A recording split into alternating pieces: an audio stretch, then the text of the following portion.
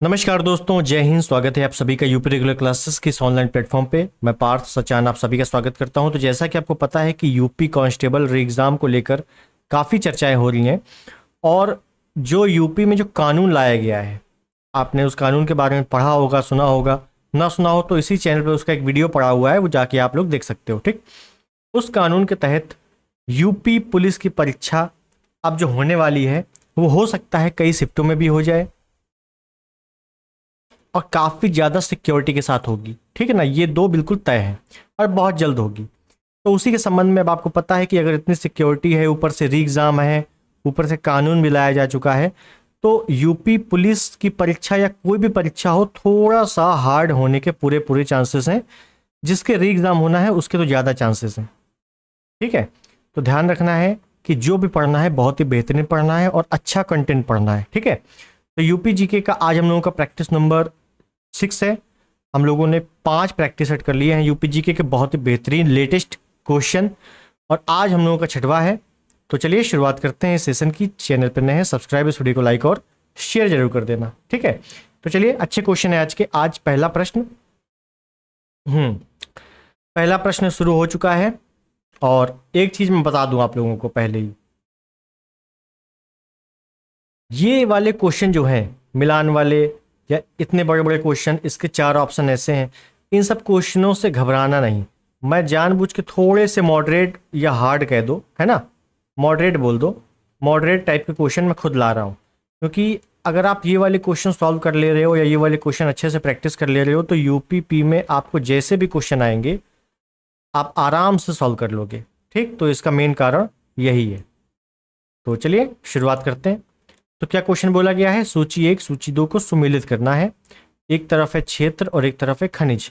तो कुल मिला के उत्तर प्रदेश के जो खनिज संसाधन है उनसे प्रश्न आज ज्यादा है। ठीक, तो सोनभद्र, इलाहाबाद, ललितपुर, मिर्जापुर, तांबा, सीसा बालू, नॉन प्लास्टिक फायर क्ले, चूना पत्थर। चलिए देखिए देखिए, अगर मैं बोल दूं अधिकतर, समझिएगा, अधिकतर आपका जो खनिज है उत्तर प्रदेश का, ये आपको मिलेगा बुंदेलखंड क्षेत्र में। पहली चीज, कहाँ मिलेगा? बुंदेलखंड क्षेत्र में। ठीक, दूसरी चीज, अब देखो सोनभद्र है, इलाहाबाद है, ललितपुर है, मिर्जापुर है, ये सभी उत्तर प्रदेश के बुंदेलखंड क्षेत्र में आते हैं। ठीक है, अगर मैं बात करूं ललितपुर की, ललितपुर की अगर बात कर लूं तो ललितपुर में याद रखना है दो चीजें हैं, एक आपका तांबा, एक आपका यूरेनियम। ये दो चीजें आपको ललितपुर से मिलती हैं और कहीं से नहीं मिलती। ठीक, तो ललितपुर से तांबा, यूरेनियम, तांबा ऑप्शन में है, यूरेनियम नहीं, कोई दिक्कत नहीं। सी का एक आपका इसमें है और इसमें है, तो कुल मिला के सी और बी तो हो ही नहीं सकते। ठीक है, उसके बाद इलाहाबाद या प्रयागराज। इलाहाबाद प्रयागराज में याद रखना है सीसा बालू या कांच बालू। कभी कभी आ जाता है कांच बालू, क्योंकि बालू से ही कांच बनाई जाती है। तो यहाँ पे जो बालू होती है उसमें कांच की मात्रा ज़्यादा होती है। तो बी का हो गया 2, और बी का 2 जैसे ही हुआ, बस ऑप्शन डी आपका सही। सोनभद्र की बात करेंगे तो यहाँ पे चूना पत्थर और मिर्जापुर में फायर क्ले। जो क्ले वाली जितनी भी चीजें हैं वो आपका मिर्जापुर से संबंधित है। ठीक है, चलो नेक्स्ट। उत्तर प्रदेश में कोयले के भंडार पाए जाते हैं, इंपॉर्टेंट क्वेश्चन है। और कोयले के भंडार से आपका यूपी तो पूछा ही जाता है, प्लस कोयले के भंडार में आपका जियोग्राफी, इंडियन ज्योग्राफी से भी काफ़ी ज़्यादा क्वेश्चन आते हैं। और कोयले के जो क्षेत्र हैं वो आपसे काफ़ी पूछे जाते हैं। तो देखो, कोयले के भंडार पाए जाते हैं बिंद क्षेत्र, बुंदेलखंड क्षेत्र, सिंगरौली क्षेत्र, उपयुक्त सभी। तो यहाँ पे 90% लोग ऐसे हैं जो लगाएंगे उपयुक्त सभी, जो कि गलत है, बिल्कुल गलत है। क्या हो जाएगा? सिंगरौली क्षेत्र। केवल केवल ऑप्शन बी। सिंगरौली क्षेत्र कहाँ पे है?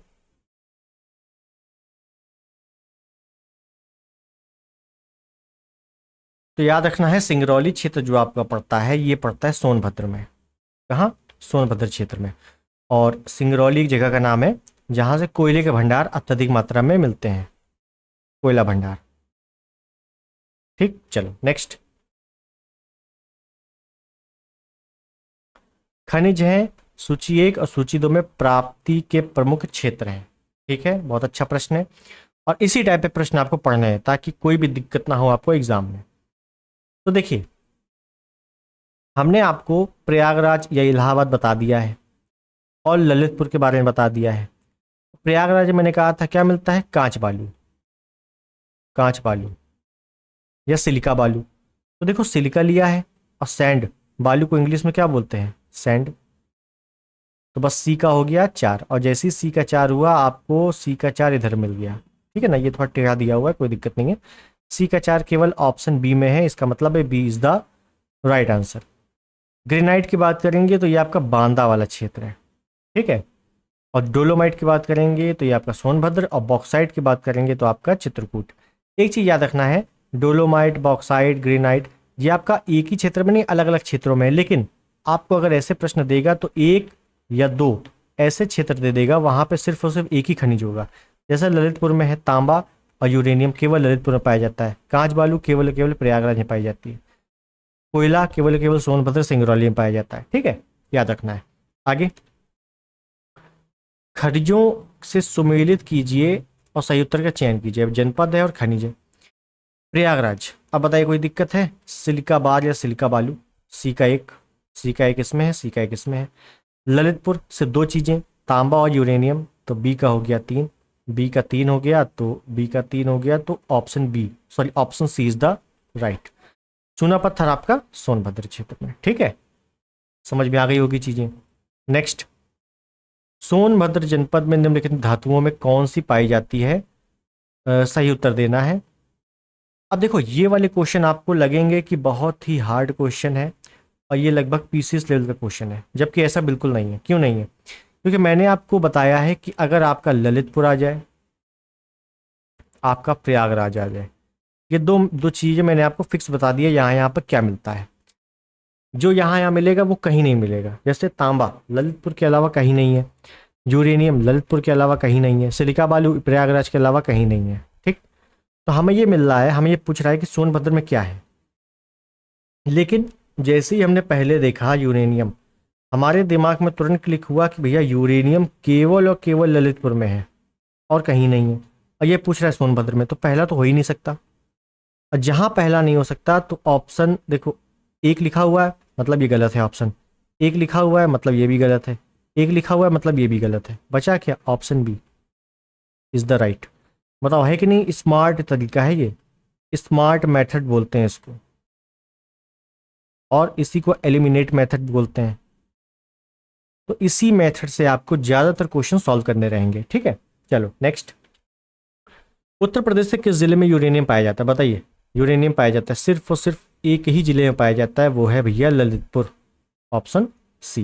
नेक्स्ट, उत्तर प्रदेश में पाए जाने वाले प्रमुख खनिज कौन से हैं।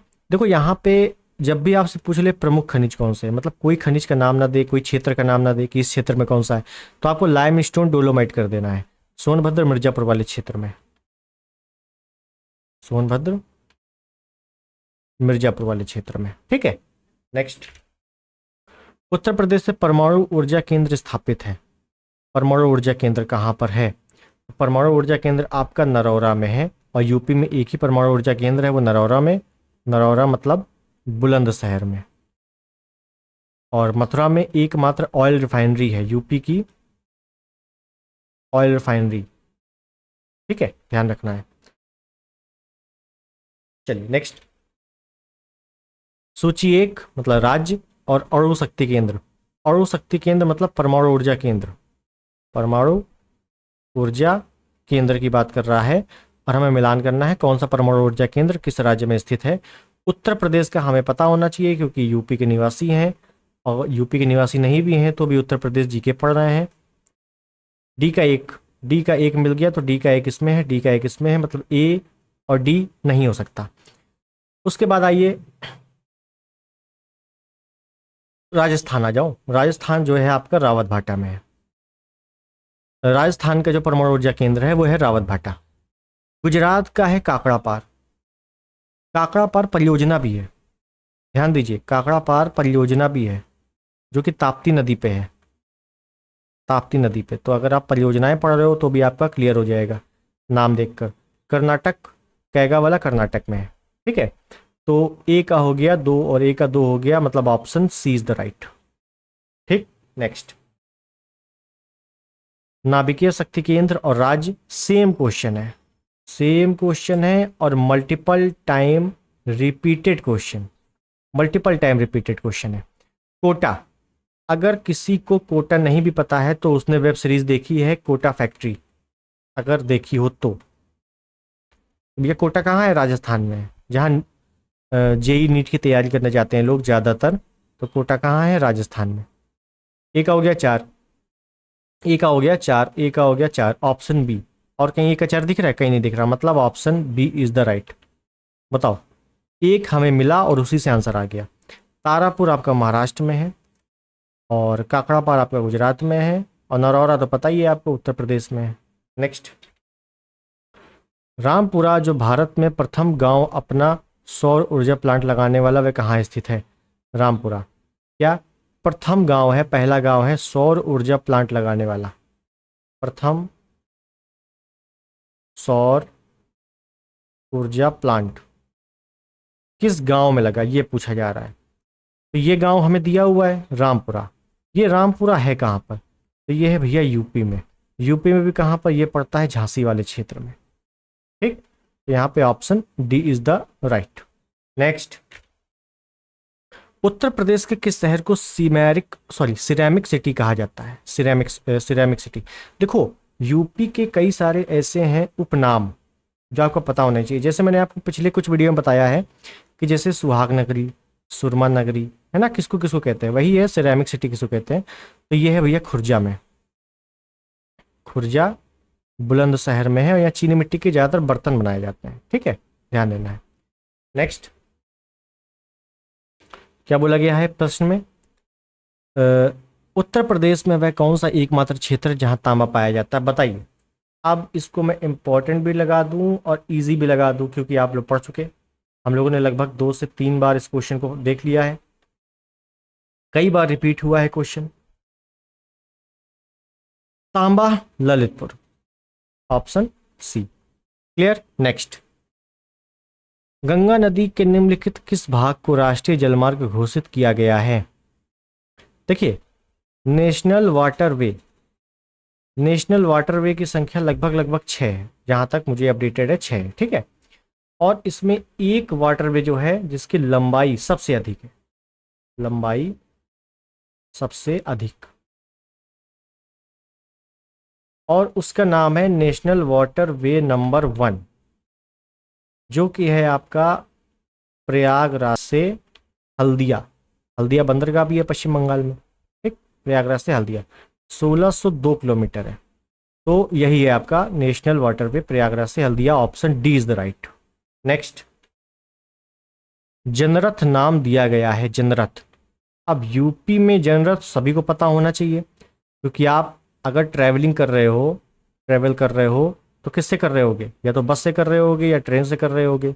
तो बस से जो लोग करते हैं उनको तो जनरथ काफ़ी अच्छे से पता होगा क्या है। कुछ अगर नहीं पता है तो आपको इतना पता है कि बस एसी बस है, जिसका किराया बहुत महंगा होता है। ठीक, जनरथ बस है, एसी बस।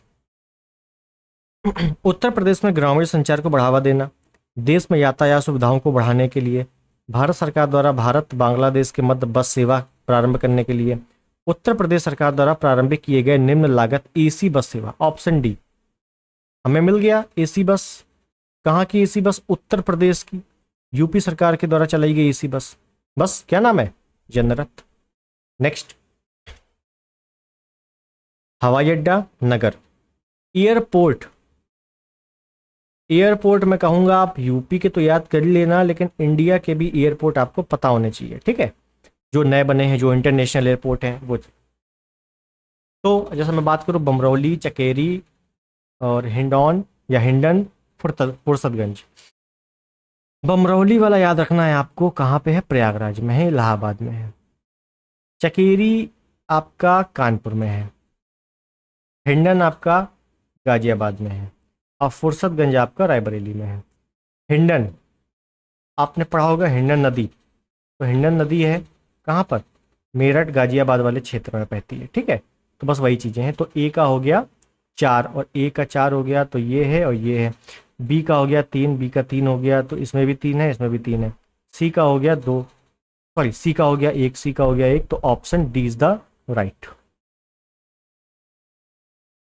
नेक्स्ट,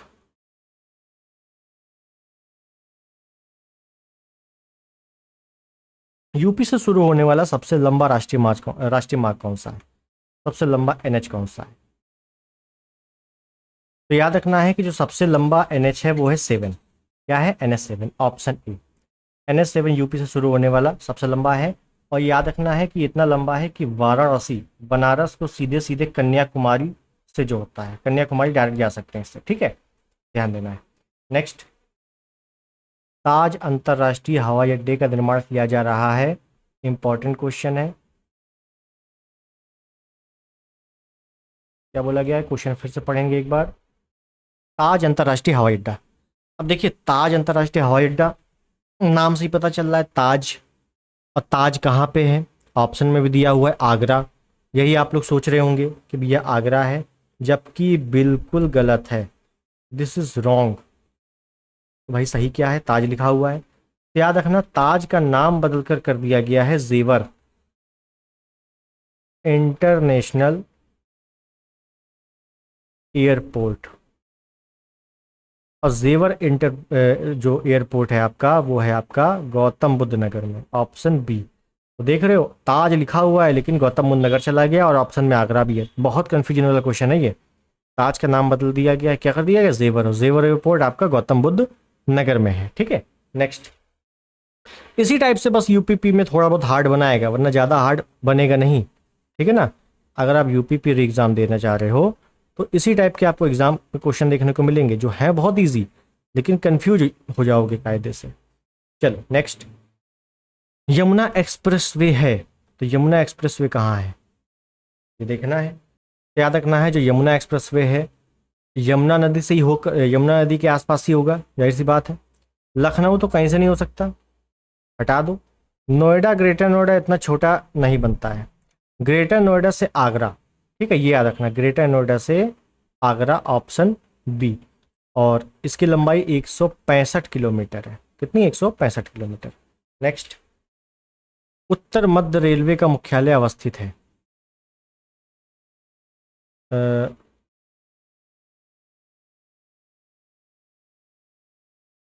उत्तर मध्य रेलवे, देखिए, अगर मैं बात करूं रेलवे के कितने जोन हैं टोटल, तो आप बात करो कि भैया 18 जोन है। इन 18 में 2 जोन आपके यूपी में है। कौन कौन से? एक आपका इलाहाबाद में, और एक आपका गोरखपुर में। कहाँ है? गोरखपुर में। तो बस इलाहाबाद दिया हुआ है उत्तर मध्य रेलवे का, तो याद रखना उत्तर मध्य रेलवे का हेडक्वार्टर या मुख्यालय इलाहाबाद है, ठीक है। और टोटल आपके 18 हैं। नेक्स्ट, उत्तर प्रदेश में पूर्वांचल एक्सप्रेस वे मार्ग निम्नलिखित में से किस नगर से नहीं गुजरता? पूर्वांचल एक्सप्रेस वे किस नगर से नहीं गुजरता है?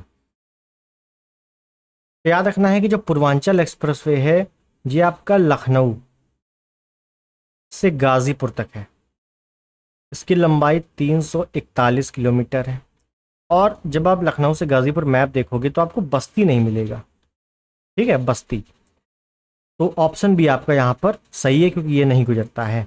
बाकी मैंने आपसे पहले ही वीडियो में कह दिया था, अगर आप यूपी मैप देखोगे या इंडिया का मैप देखोगे, इंडिया का मैप अच्छे से कवर करोगे, तो ये सब क्वेश्चन आपको आराम से सही हो जाएंगे, 1 सेकंड का काम है, ठीक। नेक्स्ट, आगरा लखनऊ एक्सप्रेसवे की लंबाई कितनी है? तो आगरा लखनऊ एक्सप्रेसवे की लंबाई 300 किलोमीटर, ठीक है, डायरेक्ट 300 किलोमीटर है। याद रखना है कि आंकड़े भी पूछते हैं आपसे। नेक्स्ट, नगर है, हवाई अड्डा है, बहुत ही इंपॉर्टेंट क्वेश्चन है, और हवाई अड्डा तो हम लोगों ने भी देखा भी है। लखनऊ, लखनऊ में कौन सा हवाई अड्डा है? चौधरी चरण सिंह अंतर्राष्ट्रीय हवाई अड्डा है वर्तमान में, लेकिन पहले नाम क्या था? आमाउसी। अभी नाम क्या है? चौधरी चरण सिंह अंतर्राष्ट्रीय हवाई अड्डा, ठीक। उसके बाद कानपुर का जो है ये चकेरी है, आगरा का जो है वो खिरिया है, और वाराणसी का बावतपुर। बावतपुर पहले नाम था, अभी क्या है? लाल बहादुर शास्त्री अंतर्राष्ट्रीय हवाई अड्डा। लाल बहादुर शास्त्री हवाई अड्डा, ऐसे लिख लो, ठीक है। तो ये नाम जो है नए वाले याद कर लेना। तो ए का हो गया 3, ए का हो गया 3, बी का हो गया 1, बी का हो गया 1, मतलब option D is the right, ठीक है, डी। नेक्स्ट, राष्ट्रीय राजमार्ग विकास परियोजना के उत्तर दक्षिण तथा पूर्व पश्चिम गलियारे मिलते हैं। मतलब कहने का कि कश्मीर से कन्याकुमारी और सिलचर से पोरबंदर, ठीक है, ये दोनों कोने हैं बिल्कुल। तो ये वाला जो है राजमार्ग ये बना हुआ है, और ये दोनों एक दूसरे को कहाँ पर ये काट रहे हैं, देखो ये बीच में काट रहे हैं, ये कौन सा स्थान है, ये स्थान यूपी का है, और यूपी में भैया झांसी का है। ऑप्शन बी, बिल्कुल अच्छे से ध्यान देना, ठीक है। नेक्स्ट, 1924 में संयुक्त प्रांत जो वर्तमान में उत्तर प्रदेश के किस शहर में संपूर्ण भारत से क्रांतिकारियों की बैठक बुलाई गई थी। अब देखो यूपी में दो टाइप के क्वेश्चन और आते हैं, एक आपका हिस्ट्री से रिलेटेड है, हाँ हिस्ट्री से ही, और एक मॉडर्न हिस्ट्री बोल दो। हिस्ट्री में मैं थोड़ा सा प्राचीन की बात कर रहा हूँ, ठीक है ना, ये वाला हिस्ट्री प्राचीन की बात, जिसमें आपके उत्तर प्रदेश के जो नगर हैं उनके पुराने नाम भी इंपॉर्टेंट है। और ये मैं बात कर रहा हूँ मॉडर्न हिस्ट्री की, जो आप रेगुलर पढ़ते भी रहते हो मॉडर्न हिस्ट्री, तो मॉडर्न हिस्ट्री को ही यूपी से रिलेट करके पूछा जा रहा है। जैसे यहाँ पूछा गया 1924 में यूपी में क्या हुआ था, तो 1924 का एक बहुत ही प्रसिद्ध घटना आपको पता होनी चाहिए, क्या, हिंदुस्तान रिपब्लिकन एसोसिएशन की स्थापना हुई थी 1924 में। कहाँ हुई थी भैया, ये कानपुर में हुई थी। किसने की थी, सचिंद्र सान्याल ने की थी, सचिंद्र सान्याल। इसमें कौन कौन थे, तो मैं ओरली बता दे रहा हूँ। इसमें एक नाम आपका राजेंद्र लाहिड़ी है, एक अशफाकुल्ला खां है, एक राम प्रसाद बिस्मिल है, एक सचिंद्र सान्याल है, एक चंद्रशेखर आज़ाद है, ये कई सारे नाम थे। तो कहाँ हुई थी, पहले तो कानपुर में हुई थी, ठीक। इसके आगे की स्टोरी ये है कि 24 में जैसे ही स्थापना हुई तो 9 अगस्त 1925 को काकोरी ट्रेन एक्शन हुआ था, आपको पता होगा काकोरी ट्रेन एक्शन। तो काकोरी ट्रेन एक्शन में 4 लोगों को फांसी मिल गई थी। उसके बाद से ये संस्था ठप हो गई। उसके बाद इसी संस्था को मॉडिफाई करके 1928 में हिंदुस्तान सोशलिस्ट रिपब्लिकन एसोसिएशन, केवल यहाँ पे सोशलिस्ट ऐड कर दिया गया था, उसकी स्थापना हुई थी। उसकी स्थापना चंद्रशेखर आजाद और भगत सिंह ने की थी, ठीक है। और कहाँ की थी, ये स्थापना हुई थी दिल्ली में, मतलब पहले कानपुर में, फिर उसके बाद दिल्ली में, ठीक है। तो मॉडर्न हिस्ट्री में मैं आपको डिटेल में बताऊंगा इसके बारे में, तो अभी आपको केवल याद रखना है कानपुर। नेक्स्ट, उत्तर प्रदेश के किस नगर में सर्वप्रथम भारतीय राष्ट्रीय कांग्रेस का वार्षिक अधिवेशन हुआ था। तो कांग्रेस, ये भी देखो मॉडर्न हिस्ट्री से रिलेटेड है। आपको पता है कि 28 दिसंबर 1885 को स्थापना होती है। क्या होती भैया, स्थापना। और जो पहला अधिवेशन यूपी में होता है पहला तो बंबई में हुआ, फिर उसके बाद मद्रास, फिर कलकत्ता, चौथा है, मैं क्रम लिख देता हूँ यहाँ पे, कंफ्यूजन हो जाएगी वरना। जब स्थापना होती है तो चौथा अधिवेशन आपका यूपी में होता है। यूपी में भी कहाँ पर, इलाहाबाद में। और इलाहाबाद की अध्यक्षता कर रहे होते हैं जॉर्ज यूल या जॉर्ज यूले, प्रथम अंग्रेज अध्यक्ष हैं ये, ठीक। तो option D is the right. Next, वर्तमान उत्तर प्रदेश में भारत के प्राचीनतम 16 महाजनपद में कुल कितने महाजनपद स्थित थे। देखिए आज के क्वेश्चन में मजा आ रही होगी, क्योंकि हर टाइप के क्वेश्चन है। आपको मॉडर्न हिस्ट्री आपने पढ़ा होगा बहुत अच्छे से, लेकिन आपको यूपी से रिलेटेड मॉडर्न हिस्ट्री हो सकता है रेयरली मिले। 16 महाजनपद हैं टोटल, 16 महाजनपद। इनका उल्लेख बौद्ध धर्म में भी है, बौद्ध धर्म, और जैन धर्म में भी है। बौद्ध धर्म के आगुत्तर निकाय, आगुत्तर निकाय, और जैन धर्म के भगवती सूत्र, भगवती सूत्र में 16 महाजनपदों का उल्लेख है, जिसमें से केवल और केवल यूपी में कितने महाजनपद हैं, 8। Option C is the right, ठीक। नेक्स्ट, निम्नलिखित में से कौन सा एक क्रांतिकारी काकोरी ट्रेन कांड से संबंधित नहीं था। काकोरी ट्रेन कांड वही वाला ट्रेन कांड है, 9 अगस्त 1925 को हुआ था। लखनऊ से सहारनपुर जा रही 8 डाउन ट्रेन थी, उसमें लूटपाट हुई थी। तो कौन संबंधित नहीं है, तो भैया खुदीराम बोस संबंधित नहीं है। खुदीराम बोस को 1908 में ही फांसी दे दी गई थी, 16 वर्ष की आयु में, ठीक, ध्यान देना यहाँ पर। और बाकी राजेंद्र लाहिड़ी, अशफाकुल्ला खां, रोशन सिंह और राम प्रसाद बिस्मिल, राम प्रसाद बिस्मिल, इन 4 लोगों को फांसी हुई थी, इसमें 4 लोगों को, ठीक है ना, काकोरी ट्रेन एक्शन में। नेक्स्ट, निम्नलिखित में से कौन सा सिंधु घाटी सभ्यता का स्थल उत्तर प्रदेश में स्थित है? इंपॉर्टेंट क्वेश्चन है कि एंशिएंट बात कर रहा है सिंधु घाटी सभ्यता का। तो देखो, मांडा आपका जम्मू कश्मीर में है, रोपड़ आपका पंजाब में है, बनावली आपका हरियाणा में है,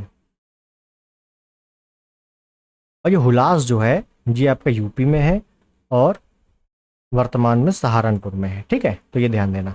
नेक्स्ट, अब देखिए हम लोगों ने अभी देखा 8 महाजनपद, उनकी राजधानियां भी पता होनी चाहिए। तो 8 महाजनपद नहीं, इनमें से 4 के अभी हम लोग देख लेंगे। देखिए, कोसल, कोसल मिलान करना है, ठीक है, मिलान करना है। तो देखिए अगर मैं कुरु की बात करूं तो कुरु महाजनपद है, इसकी राजधानी क्या है? इंद्रप्रस्थ, मेरठ वाला क्षेत्र। एक का चार इन दोनों में है। पांचाल का है अहिछत्र या काम्पिल्य, अहिछत्र आ जाएगा या काम्पिल्य आ जाएगा। बी का तीन इसी में है, तो बस option B is the right. Kosala का है श्रावस्ती, और साकेत को ही श्रावस्ती बोला जाता है, ये भी याद रखना, कहीं साकेत आ जाए आप भूल जाओ। और वत्स का कौसाम्बी जो कि प्रयागराज के पास है। ठीक, चल नेक्स्ट। हड़प्पा सभ्यता का स्थल मांडी भारत के किस राज्य में स्थित है? इंपॉर्टेंट क्वेश्चन है मांडी।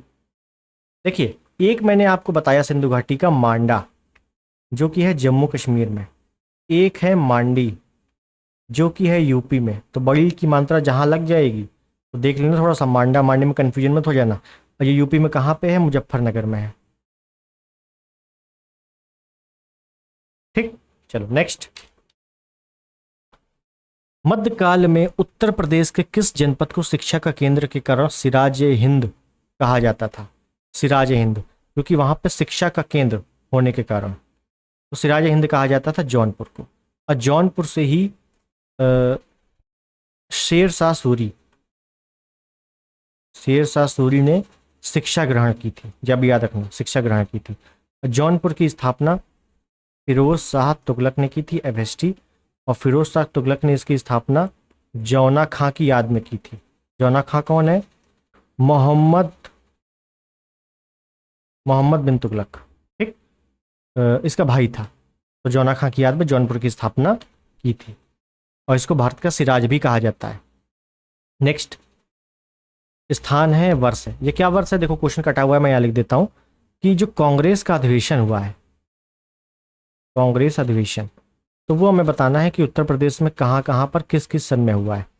अगर मेरठ में, कानपुर में, लखनऊ, बनारस में। देखो कानपुर आपको पता होना चाहिए, कब? 1925 में। क्यों पता होना चाहिए ये? क्योंकि यहाँ पे जो अध्यक्षता कर रही हैं वो है सरोजनी नायडू। सरोजनी नायडू कांग्रेस की प्रथम भारतीय महिला अध्यक्ष, प्रथम भारतीय महिला अध्यक्ष है। तो बी का हो गया 4, बी का 4 इसमें है और इसमें है, तो ये तो कहीं से नहीं हो सकता। लखनऊ में बात करेंगे तो लखनऊ का जो अधिवेशन है 1916, और इसी को लखनऊ पैक्ट कहा जाता है। लखनऊ पैक्ट ये क्यों इंपॉर्टेंट है? क्योंकि इसमें मुस्लिम लीग और कांग्रेस एक साथ आ गए थे, ठीक है ना, साथ में आ गए थे, इसी वजह से। तो सी का हो गया 1, सी का हो गया 1, मतलब option C is the right. Banaras की बात करेंगे तो 1905 है, बेरठ की बात करेंगे तो 1946 है। अंबिका चरण माजुमदार, सॉरी जेबी कृपलानी, ठीक है, जेबी कृपलानी। तो ये आपको 4 पता होना चाहिए। हालांकि मैं जब मॉडर्न हिस्ट्री कराऊंगा तो उसमें जितने भी अधिवेशन हुए यूपी के वो अलग से बताता हुआ चलूंगा। ठीक, नेक्स्ट। पूर्व मध्यकालीन उत्तर प्रदेश के शहर और वर्तमान अवस्थिति। तो कुल मिला के ये हमें प्राचीन नाम दिए हुए हैं उत्तर प्रदेश के, प्राचीन नाम, और ये हमें आधुनिक नाम दिए हुए हैं। तो हमें बताना कौन सही है। कोयल, कोयल को वर्तमान में अलीगढ़ बोलते हैं, बिल्कुल सही। तो भैया अलीगढ़ का कोई हो तो ध्यान देना है, अलीगढ़ को पहले कोयल कहा जाता था। महोत्सव नगर को महोबा कहते हैं, पहले अब वर्तमान में महोबा कहते हैं, पहले क्या था? महोत्सव नगर।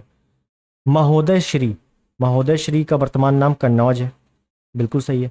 जिजाक मुक्ति का कौसाम्बी नहीं है, जिजाक मुक्ति का जो वर्तमान नाम है वो है बुंदेलखंड, बुंदेलखंड।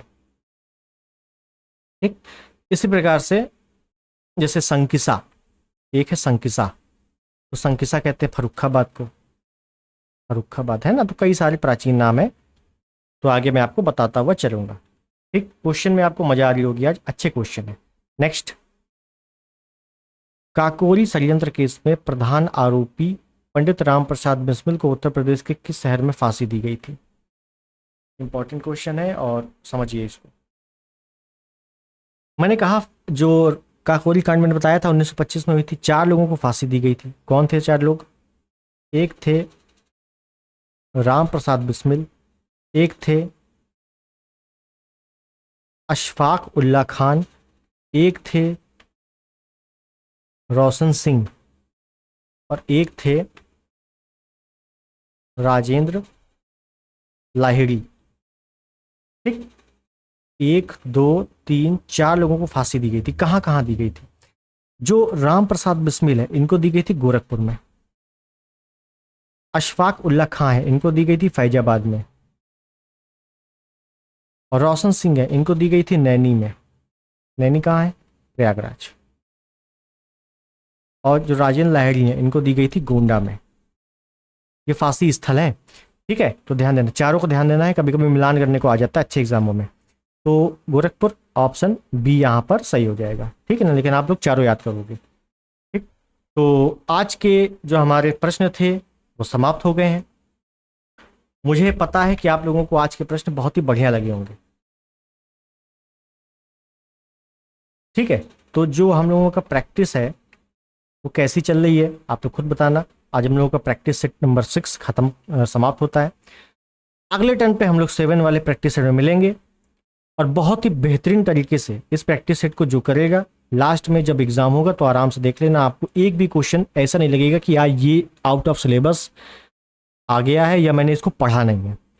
अगर आप रेगुलर हो तो आप ध्यान देना है कि लिमिटेड कंटेंट में आपको अच्छे से ज़्यादा क्वेश्चन फंसाने की कोशिश रहेगी। ठीक, एक चीज़ और, कई लोगों को लग रहा होगा क्वेश्चन बहुत ही कम है, तो भैया मैंने पहले बोल दिया है लिमिटेड क्वेश्चन की प्रैक्टिस होगी और वही क्वेश्चन डायरेक्ट आपके एग्जाम में देखने को मिलेंगे। ठीक है, तो चलिए मिलते हैं अगले वीडियो में, तब तक के लिए नमस्कार, जय हिंद, वंदे मातरम।